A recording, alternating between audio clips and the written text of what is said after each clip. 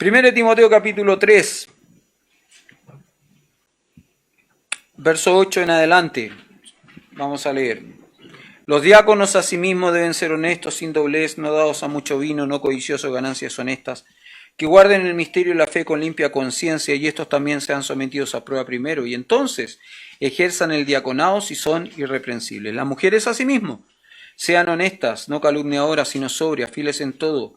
Los diáconos sean maridos de una sola mujer, y que gobiernen bien sus hijos y sus casas, porque los que ejerzan bien el diaconado ganan para sí un grado honroso y mucha confianza en la fe que es en Cristo Jesús. Vamos a orar y luego de eso vamos a estudiar juntos. Nicolás, sé fiel a tu tarea, por favor. Muchas gracias. Amado Padre, te damos la infinita gracia, Señor, por este tiempo que nos das, este tiempo de aprender de tu palabra, Señor, aprender de cómo debemos ser, cómo deben ser los diáconos, Señor, cómo deben ser tus siervos, Señor, cómo debe ser para poder servirte, Señor, cómo debemos ser ante tu presencia, Señor.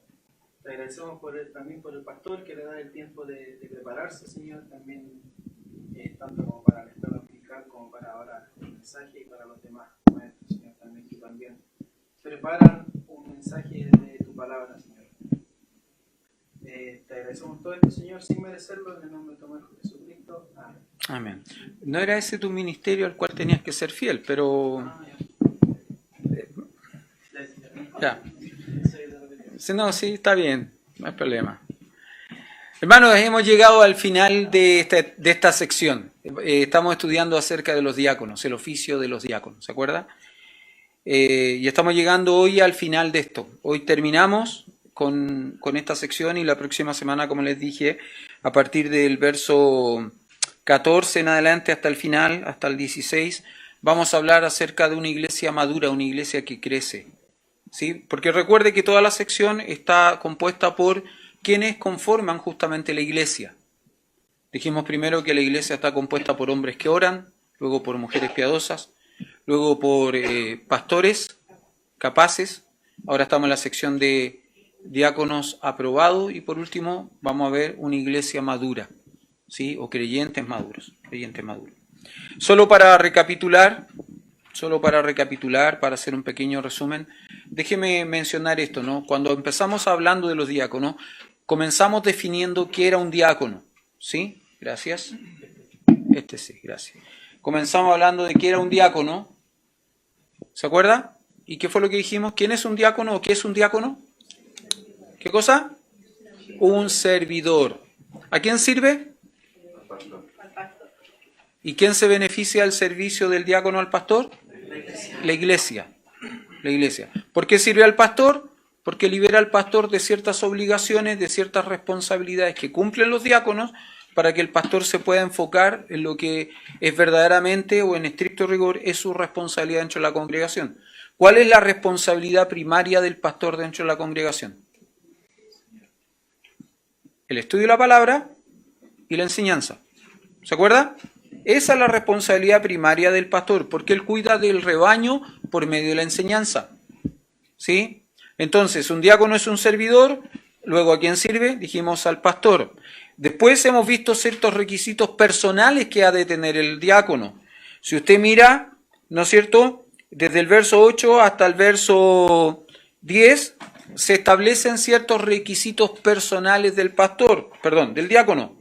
El diácono debe ser honesto, sin doblez, no dado mucho vino, no codicioso de ganancias honestas, que guarde el misterio de la fe con limpia conciencia. ¿No es cierto? Básicamente esos son los requisitos. Y por último, la semana pasada hablamos acerca de un problema secundario. ¿Se acuerda? Un problema secundario. Y dije que el problema secundario no tenía que ver con el servicio de las mujeres dentro de una congregación, no que las mujeres fuesen un problema dentro de la congregación, aunque déjeme hacer un paréntesis. Muchos conflictos dentro de una iglesia se originan a partir de conflictos entre mujeres. Lamentablemente eso es así. Esa es una realidad. Muchas divisiones de iglesia, muchos conflictos dentro de iglesia se establecen o se forman a partir de conflictos entre mujeres. ¿Sí? Ahora, no por eso estoy diciendo que las mujeres son problemáticas. No lo son. No siempre. Ahora, perdón, hay un neumático desinflándose por este lado. Ahora, dijimos, ¿no es cierto?, que hablamos de un problema secundario que tiene que ver con el tema de las diaconisas. ¿Hay diaconisas o no hay diaconisas?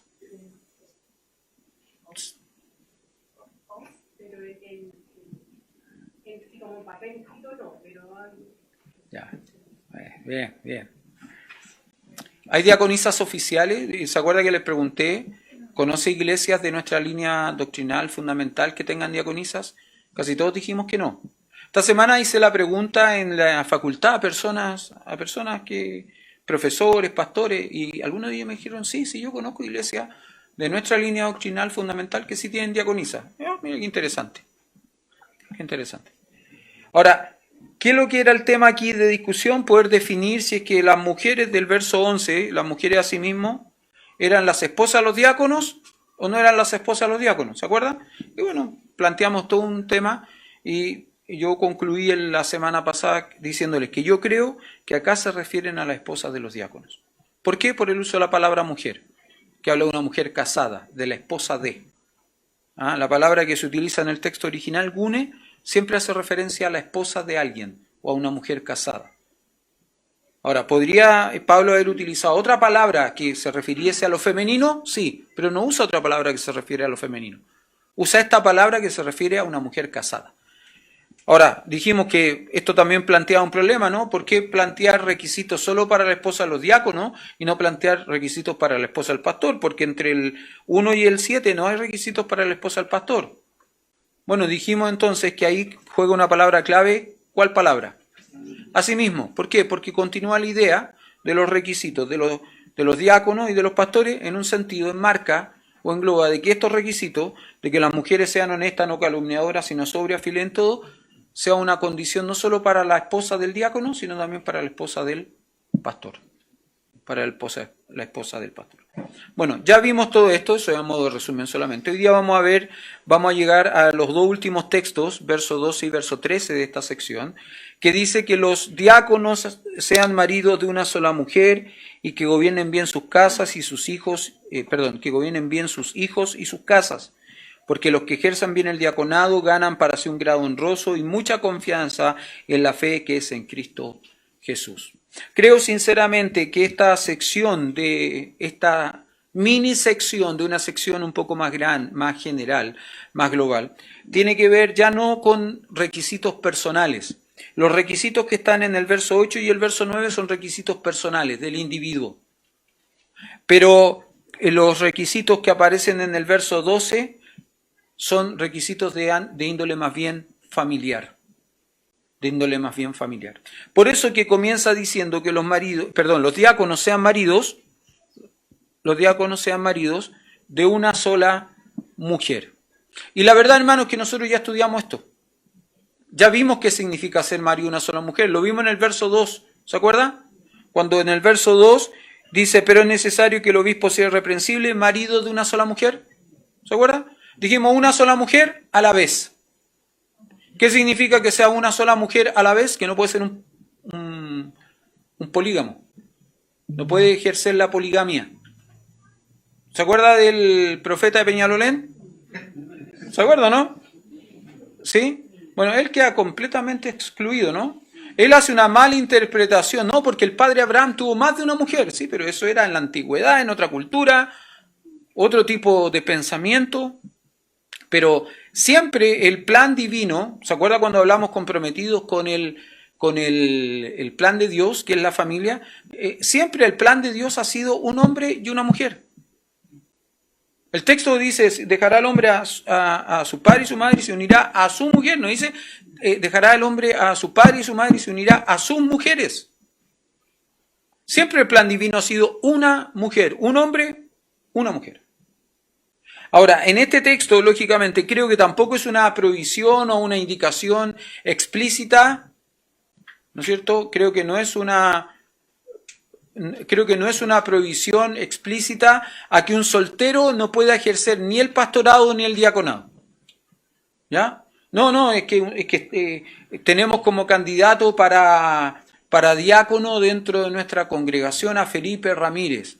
Tenemos como candidato para el diaconado dentro de nuestra congregación a Nicolás Torres. Y sale un hermano y dice, no pueden ser. ¿Por qué? Son solteros. ¿Perdón? No, son solteros, no pueden. Y alguien podría decir, estoy comprometido, dice este otro. Sí, pero no es lo mismo. De aquí a 2 años más, muchas cosas pueden pasar. Por eso apúrate. Por eso apúrate. De aquí a 2 años más, muchas cosas pueden pasar. ¿Sí? No, suéltala. La vuelvo a abrazar, te doy permiso para que le... no, viste, me distraes. No, es que no puede porque es soltero. No, creo que no es una condición, no es un requisito. Creo que el requisito acá tiene que ver con otra cosa, tiene que ver con el hecho de que él muestre en su conducta, tanto el pastor como el diácono, muestre en su conducta pureza y santidad en sus relaciones interpersonales. Tiene que ver con eso. Hermano, déjeme decirle una cosa, como pastor, yo me he visto expuesto más de alguna vez a conversaciones íntimas incómodas. Pues soy pastor. Y hay cosas que de pronto, dentro de una pareja, dentro de la relación matrimonial, hay cosas que personas vienen y me comentan con confianza, buscando un consejo, pero es incómodo. Sobre todo cuando eso me lo viene comentando una hermana. O puede ser que no me lo comente la hermana esté presente y me lo comente el hermano, pero es incómodo. Ahora, hay cosas que yo no me puedo permitir. Y se lo he dicho, cuando estudiamos este requisito en el caso de los pastores, yo se lo mencioné, ¿no? Y de hecho sugerí, les mostré un libro de Jerry Jenkins, Cercas. ¿Se acuerda? Y yo le dije que yo en lo personal he levantado en mi vida ministerial ciertas cercas para proteger y cuidar mi ministerio, cuidar mi matrimonio, cuidar mi familia y cuidar mi ministerio. Creo sinceramente que los diáconos tienen que hacer exactamente lo mismo. Porque hay ocasiones en las cuales los diáconos también van a escuchar conversaciones íntimas incómodas. Van a escuchar o van a saber de cosas que son delicadas. Y a mí no me gustaría, bajo ningún punto de vista, yo se lo he dicho a ustedes, se lo he dicho, por ejemplo, en consejería prematrimonial, cuando me ha tocado hacer consejería prematrimonial, yo he mencionado esto a los jóvenes, ¿no? Le he hecho preguntas de pronto muy íntimas. Pero yo le digo, mire, yo le hago esta pregunta, pero no me detalle, yo no me quiero ir a mi casa pensando lo que usted me contó, po, imaginándome la escena, no quiero ir haciendo eso. Porque si yo me voy imaginando la escena, voy pensando, perdone que lo diga de esta manera, no me ha tocado, gracias al Señor. Pero si me voy imaginando una escena, voy pensando casi en una película pornográfica a veces, ¿no? Yo no quiero eso. Entonces no me cuenten detalles, pues no quiero eso. Entonces, si yo he levantado cerca en torno de mi vida y de mi ministerio, yo espero que los diáconos hagan exactamente lo mismo.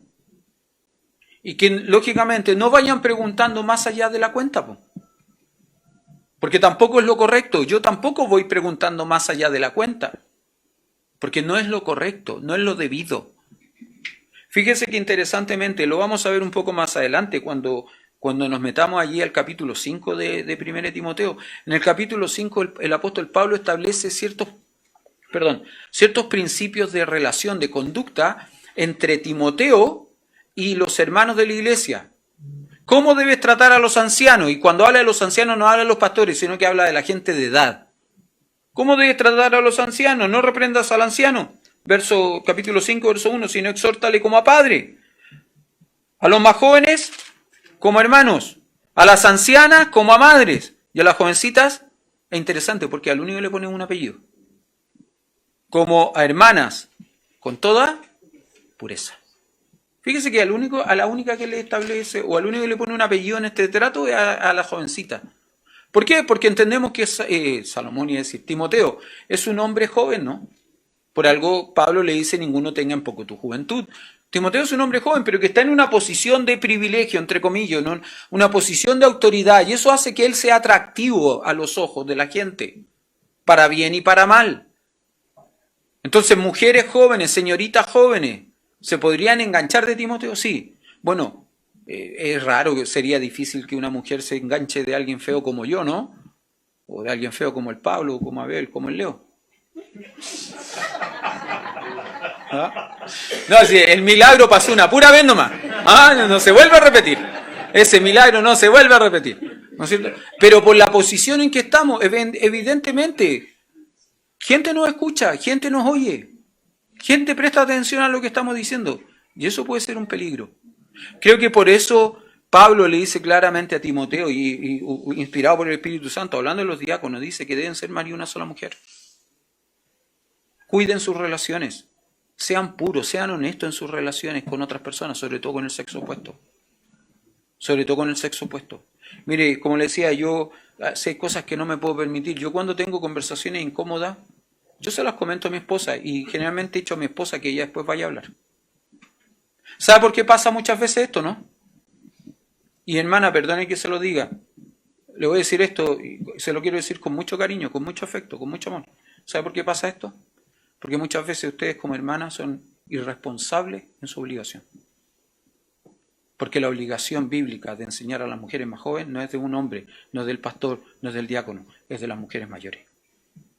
Pero hay mujeres mayores que no quieren asumir su responsabilidad. ¿Sabe por qué? No, ¿para qué me voy a meter en problemas? No, un cacho, no quiero. Y porque muchas veces las mujeres mayores debiesen enseñar a las más jóvenes en cosas que las mujeres más jóvenes no saben y que debieran saber. Por ejemplo, perdone que lo plantee de esta forma, yo siempre quiero ser muy prudente en mis palabras, no quiero ser chabacano, no quiero ser extremo, no quiero ser vulgar, pero por ejemplo, las mujeres más grandes debiesen enseñarle a las mujeres más jóvenes acerca de su intimidad sexual matrimonial. Pero hay mujeres antiguas, mayores, que cuando hay que hablar del tema, ¿saben lo que hacen, no? Bajan la cortina y cierran el negocio, porque no quieren escuchar eso. Y no vuelven a abrir la cortina ¿hasta cuándo? Hasta que se dejó de hablar del tema. Pero resulta que la Biblia establece y pone la responsabilidad de hablar de esos temas, de enseñar ese tipo de temas en la mujer grande, no en un hombre. No en un hombre. Y eso es responsabilidad de ustedes. Perdone que se los diga así. Por eso digo, se los digo con mucho cariño, con mucho respeto y con mucho amor. Pero si a veces pasan estas cosas, es por la responsabilidad de ustedes. Sigamos mejor. Porque si no, después me van a dejar acá, no me van a hallar, no me van a dar almuerzo, en fin. No es la única. ¿En qué estaba? Ya. Los diáconos sean maridos de una sola mujer. Y luego dice que gobiernen bien sus hijos y sus casas. ¿No es cierto? Gobiernen bien sus hijos y sus casas. ¿Por qué es importante que los diáconos gobiernen bien a sus hijos y sus casas? ¿Qué significa que gobiernen bien sus hijos? ¿Que los van a mandar y van a determinar lo que sus hijos van a creer? La salvación de los hijos de un diácono es responsabilidad exclusiva, excluyente del diácono. ¿El diácono tiene la obligación de obligar al hijo a creer? No, pues si la salvación es personal. Yo no puedo obligar a mi hijo que crea algo que yo creo. Como tampoco puede él obligarme a mí a que yo crea algo que yo no creo. La salvación es algo personal, pero yo tengo que propiciar todos los medios, todas las formas para que mi hijo conozca del Señor y crea en el Señor y viva su fe en el Señor. Ahora, si mi hijo se aparta, es problema de él con el Señor, no es mi problema. ¿Yo sufro? Sí. ¿Lo paso mal? Sí. ¿Oro por él? También. Pero es su responsabilidad. Ahora, ¿cuál es mi responsabilidad? ¿Qué significa gobernar bien sus hijos? Creo que es establecerle límites. Poner límites. Proverbio dice, no traspases el lindero antiguo que establecieron tus padres. Son los padres los que ponemos límites. Y soy yo como padre el que tiene la responsabilidad de decirle a mi hijo, mira, tu pecado, o sea, ¿quieres pecar de esta manera? Ok, yo sufro, me duele, no me gusta. ¿Quieres pecar? Ok, pero de la puerta de la calle para afuera. De la puerta de la calle para adentro, no te lo permito. Presta atención acá. De la puerta de la calle para afuera, tú verás con tu pecado. De la puerta de la calle para adentro, no lo permito. Creo que a eso se refiere el hecho de gobernar bien los hijos. Yo quiero decir esto, ¿no? Pablo tiene hijas pequeñas todavía. Él no puede obligar a sus hijas a creer en algo en particular, pero sí puede poner límites. Leo no tiene hija todavía, porque la pupi no cuenta como tal. Pues si fuera por eso, Leo no podría ser diácono, ¿no? Porque, uy, la perra mal comportada, pero bueno. Sobre todo cuando yo voy para allá, pucha que me ladra. No. Pero por ejemplo, yo reconozco y yo admiro en ese sentido, y siempre que he tenido la oportunidad de decirlo, lo digo, ¿no? Yo admiro a los hijos de Abel y Marta. Ricardo sirviendo al Señor en la iglesia de Quilicura como pastor, Angélica sirviendo al Señor como colaboradora en Palabra de Vida, bueno, Lanita en medio de nuestra congregación, a pesar de que le extrañamos, le echamos de menos, mucho, pero sirviendo. A mí me encantaba siempre orar a Lanita. Cuando yo oraba a oír a Lanita, yo pensaba, Lanita es una mujer que ora. Porque uno nota cuando alguien no ora. Porque cuando alguien no ora siempre se empieza a reiterar o repetir en la misma frase, en la misma oración, en las mismas cosas. Pero cuando una persona ora y tiene el hábito de orar semanalmente, diariamente, se nota, ¿no? Porque desarrolla ideas bonitas. Y a mí me encantaba escuchar orar a Lanita. Yo en ese sentido siempre he admirado y he respetado mucho a la familia Reyes Méndez en medio de nuestra congregación. Porque sus hijos sirven al Señor. Un diácono que gobierna bien a sus hijos no significa que va a tener a sus hijos sirviendo al Señor. Un diácono que gobierna bien a sus hijos no significa que va a tener a sus hijos siempre bajo sujeción, sirviendo al Señor, congregándose fielmente. No significa eso. Un diácono que gobierna bien a sus hijos, ¿qué es lo que hace? Le establece límites. Hasta aquí puede llegar. Y si no te gusta, no te gusta. Todavía estaba mirando una cosa, ve que a veces aparecen cuestiones, historias simpáticas en las redes sociales. Entonces aparece una niña, ¿no? Y viene y le dice a su mamá, mamá, la próxima semana cumplo 18 años, así que las cosas van a cambiar en esta casa. Vamos a establecer nuevas normas. ¿Sí? Y empieza a establecer normas, ¿no? Primera norma, en esta casa dice, la hora de entrada no va a ser a las 12 de la noche, sino que va a ser a las 2:45 de la mañana. ¿Sí? Primera norma. Segunda norma, a esta casa yo voy a traer a las personas que yo quiera traer, las visitas que yo quiera traer. Y tercera norma, no se va a comer siempre lo que tú quieres que se coma. También se va a comer lo que yo quiero comer. ¿Te parece, mamá? Excelente, le dice la mamá. Muy bien. Ahora, déjame, le dice, confrontar tus normas con mis normas, porque para que sea un diálogo, no sea un monólogo, ¿no? Sí, le dice. Ya, saca un papel la mamá, ¿no? Le dice, bueno, en esta casa se cierra la puerta a las 12 de la noche, esto no es una pensión. Aquí se llega a las 12 de la noche, y el que quedó dentro, el que quedó fuera, quedó fuera. ¿Quieres llegar a las 2:45? Te quedaste fuera. Segundo, en esta casa entra la gente que yo permito que entre, porque es mi casa. Y tercera cosa, si no te gusta lo que se come en esta casa, ningún problema. Tienes 18 años, eres mayor de edad, ya puedes trabajar sin mi permiso, búscate un trabajo, gana tu plata, come lo que quieres. Mientras tanto, se come lo que yo cocino. Y le dije, quedó ahí, ¿no? ¿Sabes lo que pasa, no? Hay que poner límites. Padres deben poner límites. Si no ponemos límites, lo vamos a pasar mal. No traspases el lindero antiguo que establecieron tus padres. Porque cuando se traspasa el lindero antiguo, ¿sabes lo que pasa? Cuando se traspasan los límites, ¿sabes lo que pasa? Nos metemos en terrenos que no debemos meternos. Cuidado con eso. Que gobierna bien sus hijos, que gobiernan también, ¿qué otra cosa tienen que gobernar bien?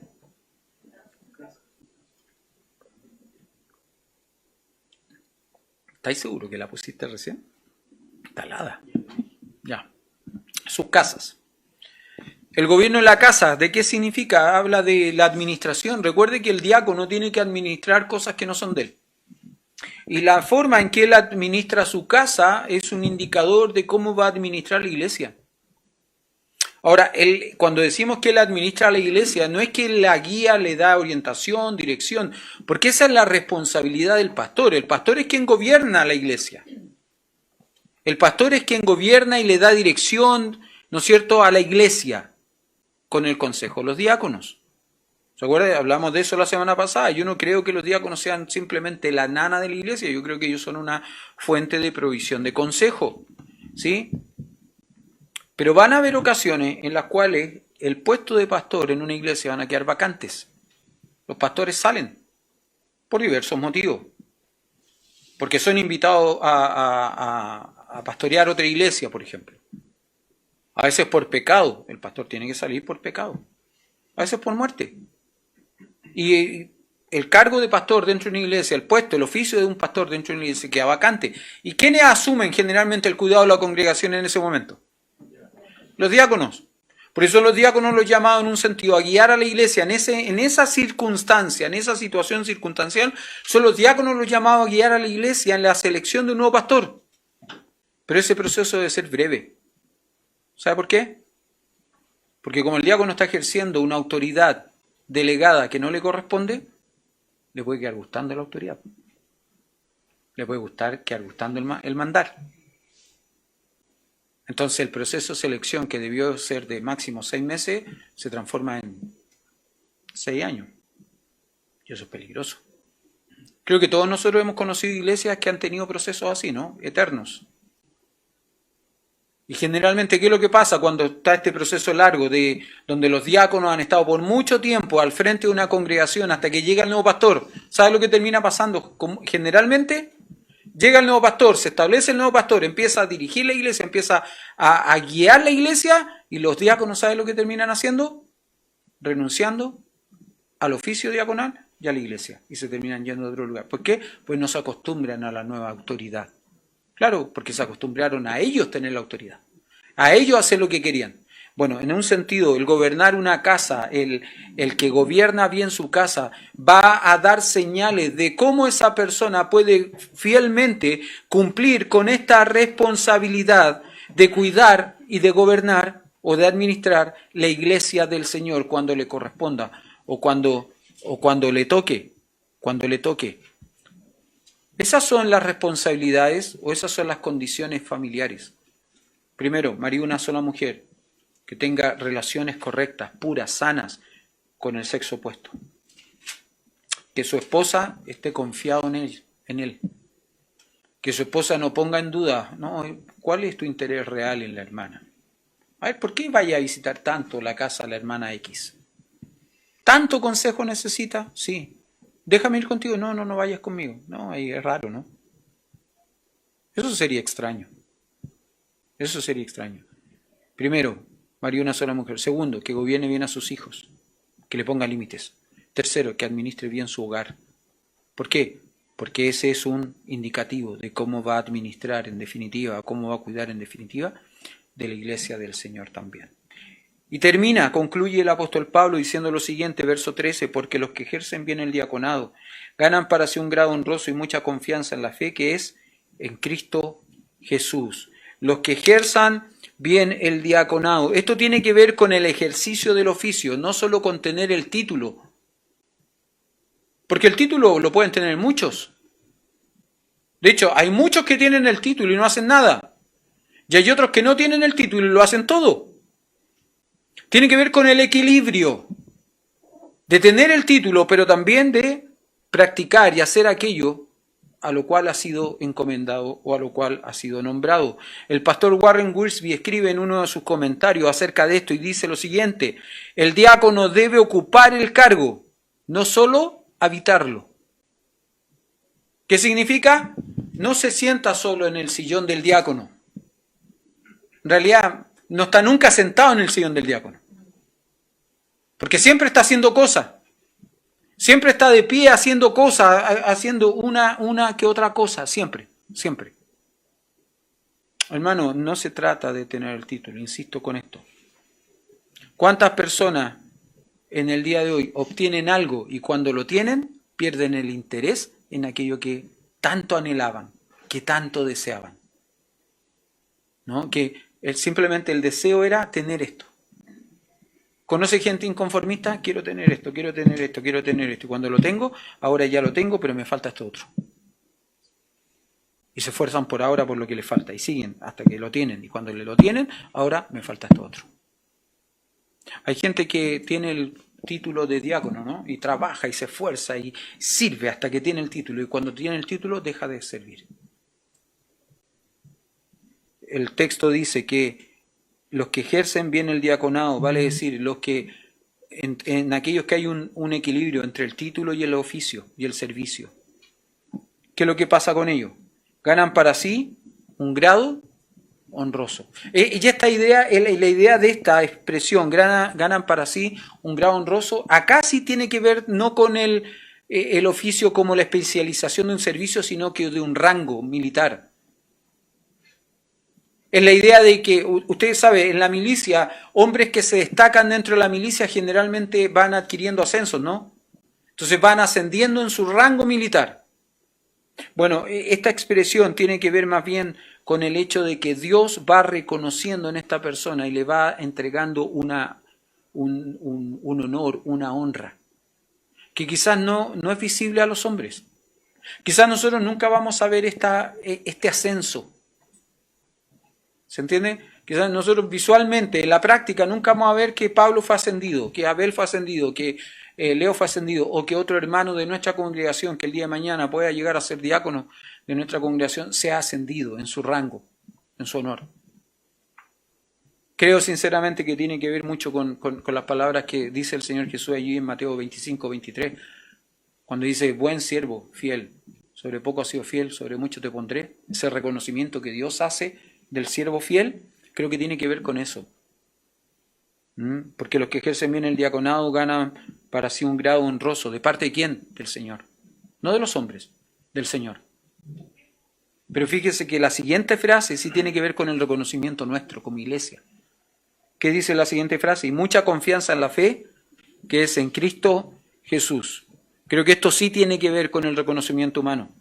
Es la iglesia quien observa el servicio de estos hombres, quien ejercen el oficio diaconal, y es la iglesia quien reconoce en estas personas a personas fieles para seguir sirviendo como diáconos. Usted sabe que según nuestros estatutos nosotros tenemos ciertas cosas que hacer, ¿no? Los diáconos pueden ser electos por un periodo de 3 años, luego por un segundo periodo de 3 años, debiesen descansar 1 año y después, si la iglesia quiere, los invita nuevamente para que sean diáconos. ¿Sí? Nosotros por diversos motivos no hemos podido cumplir eso. Pablo va para su año 13, Abel va para su año 12 y Leo inició su segundo año hace poquito. En la práctica nosotros deberíamos decirle a Pablo, Pablo descansa, Abel descansa. ¿Por qué no lo hemos hecho? Porque no teníamos otro diácono. Y lógicamente necesitamos tener un segundo diácono. En este punto podríamos decirle a Pablo, Pablo descansa. Ahora yo le diría a Pablo descansa, pero no me dejas la tesorería. Eso sí que no. Pablo descansa, pero tenéis que venir igual a la reunión de diáconos. No eres oficial, pero tenéis que venir igual. Reunión de colaboradores, tenéis que venir igual. Cosas así, ¿no? Con el tiempo va a decirle a Abel lo mismo, ¿no? Abel descansa. Ahora, creo sinceramente que si la iglesia reconoce en estos hombres fidelidad, si la iglesia llegase a reconocer y llegase a ver en ello que hay mucha confianza en la fe que es en Cristo Jesús, la iglesia no tendría ningún problema al cabo del primer año de descanso decirle a los hermanos, ¿podrían volver? Pero si la iglesia no ve eso, ¿sabe lo que va a pasar, no? No los van a invitar a volver. Por eso creo que el pasaje en un sentido termina, el apóstol Pablo termina diciéndole a Timoteo, mira Timoteo, aquí hay un reconocimiento doble. Hay un reconocimiento de parte del Señor. Ganan un grado honroso. Pero también hay un reconocimiento de los hombres, mucha confianza en la fe que es en Cristo Jesús. Hermano, yo simplemente quiero terminar esta sección de la carta en el día de hoy, dando gracias al Señor por la vida de los diáconos de nuestra congregación. Yo quiero dar gracias por su vida, por aquellos hombres que sirven, aquellos servidores en medio de nuestra congregación, que muchas veces a pesar de su cansancio, muchas veces a pesar de su falta de tiempo, muchas veces a pesar de sus enfermedades o de sus problemas, de sus luchas, de sus cosas, aún así han decidido simplemente negarse a sí mismos, tomar la cruz del Señor y seguirle. Que a pesar de todas estas cosas, del cansancio, de sus luchas, de sus enfermedades, sus dolores, en fin, han decidido poner la mano en el arado del servicio y seguir sirviendo al Señor. Yo agradezco al Señor por eso. Yo agradezco al Señor por la vida de Pablo, de Abel, de Leo. Pero también quiero decir una cosa, yo estimulo, yo incentivo al resto a que quieran hacer lo mismo. Con el oficio, con el título, sin el oficio, sin el título, quieran servir al Señor. Quieran amar al Señor, quieran servir al Señor sirviendo al pueblo del Señor. Quieran servir al Señor considerando a los demás como superiores a sí mismos. Que quieran ser parte de esta congregación sirviendo. Porque necesitamos más colaboradores, necesitamos más servidores en medio de la iglesia. Es la única forma que esta iglesia se mantenga viva. Es la única forma que esta iglesia se mantenga impactando a la comunidad que tiene que impactar. Creo sinceramente que si nosotros no hemos impactado a nuestro entorno, a nuestra comunidad como debiéramos impactarla, es porque lamentablemente han habido pocos hombres y mujeres, pocos diáconos y pocas diaconisas que hayan procurado servir al Señor pensando en cómo impactar a su entorno y a su comunidad. Yo agradezco al Señor, como dije, por estos 3 hombres que sirven en medio nuestro. Y también agradezco al Señor por otros hombres que no tienen el título y por mujeres que no tienen el título. Pero aún así son diáconos y diaconisas en medio de nuestra congregación. Con esto terminamos esta sección, esta parte, y seguimos avanzando. Por delante vienen temas bien interesantes. La viuda que en verdad lo es. Capítulo 5. ¿Quién es verdaderamente viuda según la Biblia? Interesante tema. ¿Quién es verdaderamente viuda según la Biblia? Déjeme darle un anticipo. Mi suegra, por ejemplo, su esposo murió ¿hace cuántos años? Suegrita, ¿hace cuántos años murió mi suegrito? Andrés tenía 15 años y mi hijo 45 años. 45 años. Ya, hace 45 años que mi suegro falleció. ¿Mi suegra es viuda? ¿Sí o no? Sí. ¿Legalmente? Sí. ¿Bíblicamente? No. Ay, ahora no Era soltero,